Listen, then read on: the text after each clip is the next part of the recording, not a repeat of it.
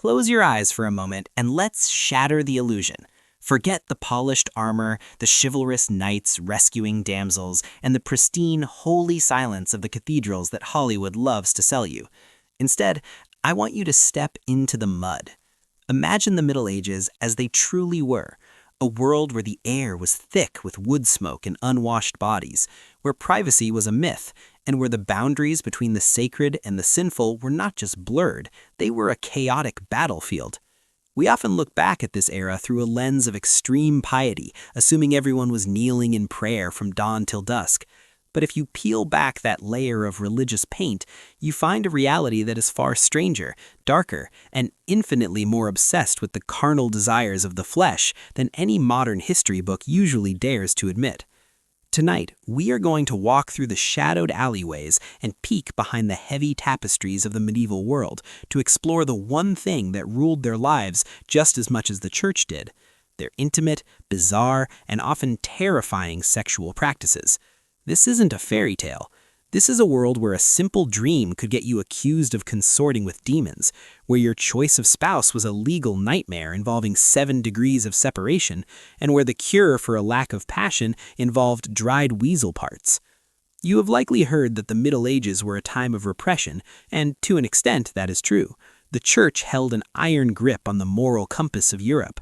But here is the paradox that makes this period so incredibly fascinating for fans of weird history. The harder the authorities tried to suppress human nature, the more it erupted in the most unexpected, inventive, and sometimes horrifying ways. Prepare yourself, because the history you are about to hear might permanently change how you view the past. We are going to look at the secret manuals priests used to interrogate people about their bedrooms, the surprising truth about legalized red light districts run by city councils, and the desperate magical lengths people went to for love and fertility. From the freezing stone castles of the nobility to the crowded, straw-filled huts of the peasantry, we are diving deep into the most intimate secrets of the Dark Ages. If you think you know medieval history, think again. What we are about to uncover proves that the past is not just a foreign country, it is a completely different and often shocking dimension. To truly understand the medieval mindset, we have to start with the rulebook. You might imagine that in a world without the internet or mass media, people were naive. Far from it. The church was obsessed with the details of intimacy, and they created what were essentially instruction manuals for sin, known as penitentials. These weren't light reading. They were thick, heavy volumes used by confessors to assign specific punishments for specific sins. And when I say specific, I mean astonishingly detailed. These books didn't just say, "Don't commit adultery." They broke down every conceivable act, position, and thought. It creates a hilarious and dark irony. By writing down everything people shouldn't do, the clergy inadvertently created the most comprehensive record of what everyone was actually doing. Imagine kneeling in a dim confessional. The air is cold. The priest on the other side isn't just listening, he is consulting a chart. Did you have relations on a Sunday? That's a sin. During Lent? A bigger sin. Did you engage in a position that wasn't the standard missionary posture? The Penitentials had a name for that. They called it acting in the manner of beasts, and the penance was severe. It implies that the average medieval person was far more experimental than we give them credit for. If the church had to write a law against it, it means people were definitely trying it. These books regulated the frequency, the method, and even the intent behind the act. It turns the bedroom into a minefield where one wrong move could cost you years of fasting on bread and water. This obsession with regulation brings us to the institution of marriage itself. In the modern world, we associate marriage with romance, finding your soulmate, and living happily ever after. In the medieval era, that concept would have been laughed at. Marriage was a business transaction, pure and simple. It was about merging land, consolidating power, and ensuring a workforce. For the peasantry, a wife was a partner in labor. For the nobility, she was a vessel for heirs. Love was an accidental byproduct, not a prerequisite. And because marriage was a duty, the intimate side of it was viewed through a lens of obligation. The church taught that sex was strictly for procreation. Pleasure was suspicious. If you enjoyed your spouse too much, that was actually considered a minor sin because it meant you were focusing on the flesh rather than God. This created a calendar of intimacy that would baffle the modern mind. You weren't just restricted by who you could be with, but when you could be with them. The church declared huge swaths of the calendar off limits.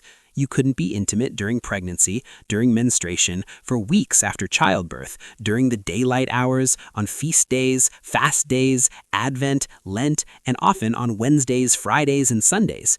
If you actually calculate it, couples were left with a surprisingly small window of opportunity. It turns the history of medieval romance into a logistical nightmare of checking the liturgical calendar before blowing out the candle. It raises the question, did people actually follow these rules? The sheer repetition of these prohibitions in sermons suggests they didn't. It paints a picture of a society living in a constant state of low-level guilt, breaking the rules simply by being human. But what happened when the pressure to produce an heir clashed with the reality of biology? Or conversely, when a family simply couldn't afford another mouth to feed? This brings us to the dark and dangerous world of medieval contraception. Without modern science, people turned to a mix of folk wisdom, sympathy magic, and dangerous herbalism. The methods they used ranged from the comical to the lethal. We find records suggesting that women should carry amulets made of weasel testicles or wear the bone of a black cat. It sounds ridiculous to us, like something out of a fantasy novel, but you have to understand the desperation. In a world where childbirth was a leading cause of death for women, avoiding pregnancy wasn't just a lifestyle choice, it was often a matter of survival. There were herbal remedies too, plants like rue, pennyroyal, and savin. These weren't safe pharmaceuticals, they were poisons. The knowledge of these plants was often passed down through networks of women or local wise women, existing in a gray area of legality. If a woman took a potion to restore menstruation, a common euphemism for abortion, she was risking her life. The dosages were imprecise and the side effects could be fatal. Yet the persistence of these recipes in medical texts and oral traditions proves that the drive to control fertility is as old as humanity itself. It shows a side of medieval life that was secretive, dangerous, and driven by a need for autonomy in a world that offered very little of it. Now let's step out of the private home and into the public streets. If the church was so strict about morality, you would assume that prostitution was hunted down and eradicated, right? Wrong. This is one of the biggest contradictions of the era. While the church condemned it from the pulpit, many medieval towns and cities tolerated, regulated, and even taxed brothels. It was a classic case of civic pragmatism winning over religious idealism. The authorities viewed these establishments as a necessary evil. The prevailing theory, often backed by theologians like Thomas Aquinas, was that if you removed these outlets for male lust, society would collapse into chaos and respectable women would be assaulted in the streets. So in many cities, you had the surreal situation where the brothel was a municipal building, sometimes owned by the city council, or even, believe it or not, rented out by church officials. The women who worked there were marginalized, forced to wear distinctive clothing like striped hoods or yellow bands to mark them out from honest women. They lived on the fringes, yet they were an integral part of the urban fabric. This wasn't a hidden underworld. It was a regulated industry with hours of operation and rules of conduct. It exposes the deep hypocrisy of the time, a society that preached absolute purity while simultaneously profiting from the very sin it condemned. But the definition of sin in the Middle Ages went far beyond paid companionship. We have to talk about the concept of sodomy. Today, we have very specific definitions for sexual orientation and acts. The medieval mind didn't categorize things that way. Sodomy was a catch-all legal and theological term for almost any sexual act that couldn't lead to procreation. This wasn't just about same-sex relations. It included oral sex, anal sex, and even masturbation. It was viewed not just as a crime against the law, but as a crime against nature and God.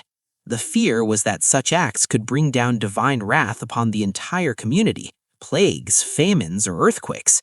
This fear led to horrific consequences. Accusations of sodomy were a powerful political weapon.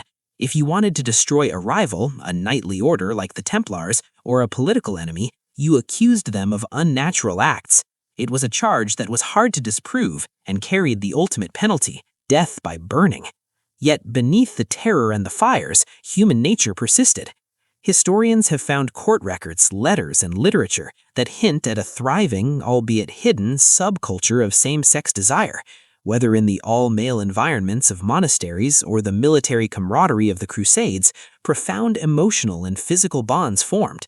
The silence in the official record isn't an absence of these feelings, it's a testament to the fear in which people lived. Speaking of the clergy, let's address the elephant in the room, celibacy. The image of the chaste ascetic monk is a powerful one, but the historical reality was often very different. For centuries, the rule of celibacy was a struggle. In many rural villages, the local priest having a hearthmate or a housekeeper who bore him children was an open secret, often tolerated by the villagers, who preferred a priest with a family to one who might chase after their wives and daughters. The church hierarchy fought a constant, centuries-long battle to enforce celibacy, not just for spiritual reasons, but for economic ones. They didn't want church property being inherited by a priest's children. This tension between the high ideals of the Vatican and the messy reality of the local parish is a defining feature of the era. Then there is the bizarre complexity of medieval incest laws. You might think you know what incest is, but the medieval church took it to a mind-bending extreme. At one point, you were forbidden from marrying someone related to you within 7 degrees of kinship. That basically meant that in a small medieval village, you couldn't marry anyone you had ever met. It didn't stop there. They invented the concept of spiritual affinity. If you were your godparent, their family was off-limits to you for marriage. It turned the dating pool into a legal minefield. But here's the cynical twist. This system gave the church immense power. If a king or a duke wanted to get rid of a wife he was tired of, or who hadn't given him a son, he didn't need a divorce, which was impossible. He just needed to find a distant cousin in his wife's family tree, claim they were related within the forbidden degrees, and voila, the marriage was annulled. It was a system ripe for abuse, where the laws of God were conveniently bent for the politics of men. Now, let's move to something that sounds like it belongs in a fantasy RPG: love potions. In a world where marriages were arranged and emotional connection was secondary to economic survival, the desire to force love, or at least lust, was powerful. People didn't just hope for love, they tried to manufacture it. We have recipes from the era that are truly stomach-turning. They involve ingredients like sweat, blood, skin, and various bodily fluids mixed into food or drink. The idea was based on sympathetic magic, that by consuming a part of someone, you could influence their soul. It's gross, it's unhygienic, and it speaks to a profound desperation. People risked charges of witchcraft to brew these concoctions because the human need for connection and desire was stronger than the fear of the law. And we cannot discuss the medieval period without acknowledging the darkest reality: the prevalence of sexual violence. In a hierarchical society where women were often viewed as property of their fathers or husbands, legal protections were scant. Abduction was a common strategy for ambitious men to secure an heiress. A knight might kidnap a wealthy widow or a noble daughter, force a marriage, and present society with a fait accompli. The legal system often treated rape not as a violation of the woman's autonomy, but as a theft of property from her male guardian. It's a grim reminder that the concepts of consent and individual rights we hold dear today are relatively recent developments in human history. However, life wasn't all grim. There was a flip side, a raw, earthy, celebratory side. Medieval society was agricultural, and it was deeply tied to the cycles of the earth. Despite the Church's efforts to Christianize everything, ancient pagan fertility rites bubbled just beneath the surface. Spring festivals, May Day celebrations, and harvest feasts were times when the normal social order was suspended. There was dancing, drinking, and a lot of activity in the bushes. The church frowned on it, but they couldn't stop it. These festivals were a safety valve, a way for people to release the tension of their restricted lives. The phallic symbolism of the maypole, or the body games played during these times, were open acknowledgments of the power of fertility and sex, things that the church tried to hide, but the people celebrated as the source of life. This brings us to the bathhouses. If you think medieval people never bathed, you're wrong. Public bathhouses were incredibly popular in many cities. They were places to get clean, yes, but they were also the medieval equivalent of a spa, a social club, and a hookup spot all rolled into one. You could get a meal, hear some music, get a shave, and often much more. In cities like Southwark in London or in Paris, the stews, as bathhouses were called, were notorious. They were places where the rigid social hierarchy dissolved a little in the steam. You might find merchants, apprentices, and even clergy mixing in the nude. It was a space of relaxation and pleasure that stood in stark contrast to the rigid morality preached on Sundays. Finally, we must look at how they understood their own bodies. Medieval medicine was based on the ancient theory of the four humors. They believed that health and sexual desire depended on the balance of fluids in the body.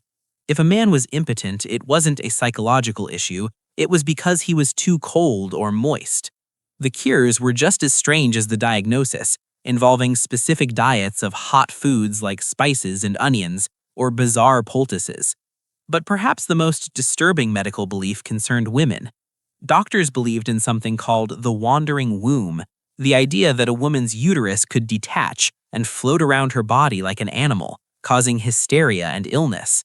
The cure? Frequent sexual activity or marriage was often prescribed to anchor the womb. It sounds laughable now, but it justified the social control of women, reinforcing the idea that a woman's health depended on her being under the sexual control of a man. So, what does all this tell us? When we look at the medieval world, from the secret sins whispered in confessionals to the public shaming in the town square, from the magical potions brewed in secret to the regulated vice of the bathhouses, we see a society in conflict with itself. It was a battleground between high-minded theology and base human instinct. The people of the Middle Ages were not the two-dimensional, sexless figures we see in stained glass windows. They were complex, passionate, and often desperate people trying to navigate a world of impossible rules. They found loopholes, they invented magic, they built institutions of vice, and they celebrated life in the face of death. They show us that no matter how strict the laws or how terrifying the threats of hellfire, the fundamental drives of humanity, for love, for pleasure, for connection, will always find a way to break through the cracks. As you drift off to sleep tonight, be thankful for modern medicine, clear laws, and the freedom to love who you want, but remember the people of the past, not with judgment, but with a sense of shared humanity. They lived in the shadows, but in their own way, they were constantly reaching for the light of connection, however strange or forbidden it might have been. Good night, and sweet dreams.